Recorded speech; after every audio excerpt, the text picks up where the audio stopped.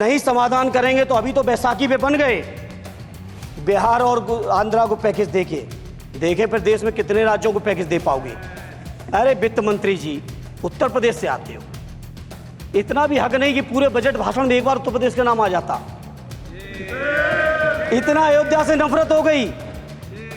अयोध्या से अवधेश जी क्या जीत गए। आप लोगों को इतनी नफरत हो गई कि एक भी उत्तर प्रदेश का एक बार भी नाम नहीं आया। सभापति महोदय, संसद में जब बोलने खड़े हुए आजमगढ़ से सपा सांसद अखिलेश यादव के भाई धर्मेंद्र यादव तो भौकाल टाइट कर दिया। धर्मेंद्र बोलते गए, बीजेपी सरकार को धोते गए।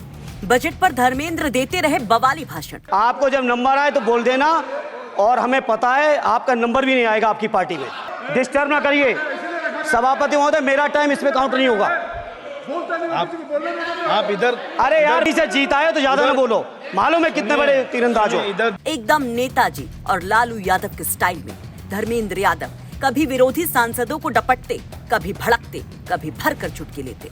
अबे कोई नोटिस नहीं लेता तुम्हें, छोड़ो कोई नोटिस नहीं लेगा तुम्हें। इसीलिए उत्तर प्रदेश से तो आपको कर ही दिया है बाहर, देश से भी बाहर जल्दी करेंगे और हमारे साथी मिलकर दूसरे प्रांतों से भी बाहर करेंगे। धर्मेंद्र यादव का इस लोकसभा में ये पहला भाषण था बजट पर। तो बजट में यूपी के साथ धोखे का आरोप लगाते हैं, तो अयोध्या को लेकर कह जाते हैं बड़ी बात कि अयोध्या से इतनी चिढ़ क्यों, यूपी से इतनी चिढ़ क्यों। सुनिए।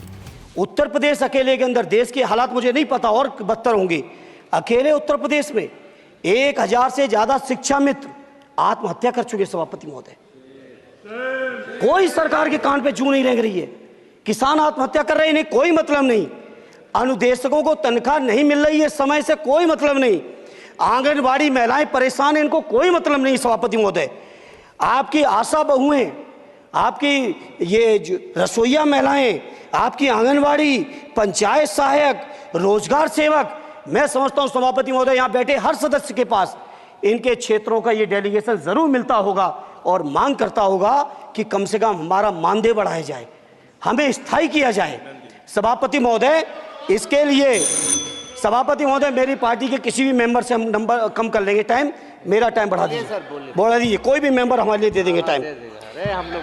इसलिए सभापति महोदय, इन सभी समस्याओं के इसलिए मैं आपसे कहना चाहता हूं कि इनका समाधान करिए, और नहीं समाधान करेंगे तो अभी तो बैसाखी पे बन गए। बिहार और आंध्रा को पैकेज देखे फिर देश में कितने राज्यों को पैकेज दे पाओगे।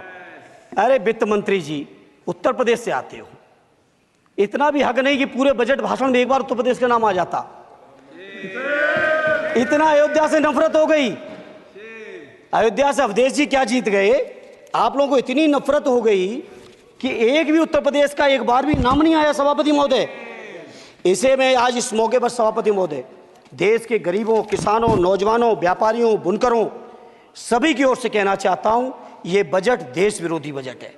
कुछ समस्याओं के लिए सभापति महोदय संवेदनशीलता के साथ मैं कहूंगा सरकार को विचार करना चाहिए। सदैव नेताजी जब रक्षा मंत्री थे तो धर्मेंद्र यादव एक बार फिर से बीजेपी की दुखती रग पर हाथ धरते हैं, वो भी मानो नमक मिर्ची के साथ। वो उसी बड़े बयान को दोहराते हैं, उसी मुद्दे को उठाते हैं जिसको लेकर कहा गया कि इसी ने डुबो दी बीजेपी की लुटिया। धर्मेंद्र यादव कहते हैं कि सरकार आरक्षण खत्म करने का षड्यंत्र रच रही है, तो वहीं सपा सांसद बजट को नौजवानों, किसानों, दलितों और पिछड़ों के खिलाफ बताकर एक और बड़ा शॉट खेल गए। वैसे धर्मेंद्र यादव के इस संबोधन पर आप क्या कहेंगे? कमेंट बॉक्स में अपनी राय जरूर रखिए। ब्यूरो रिपोर्ट, यूपी तक।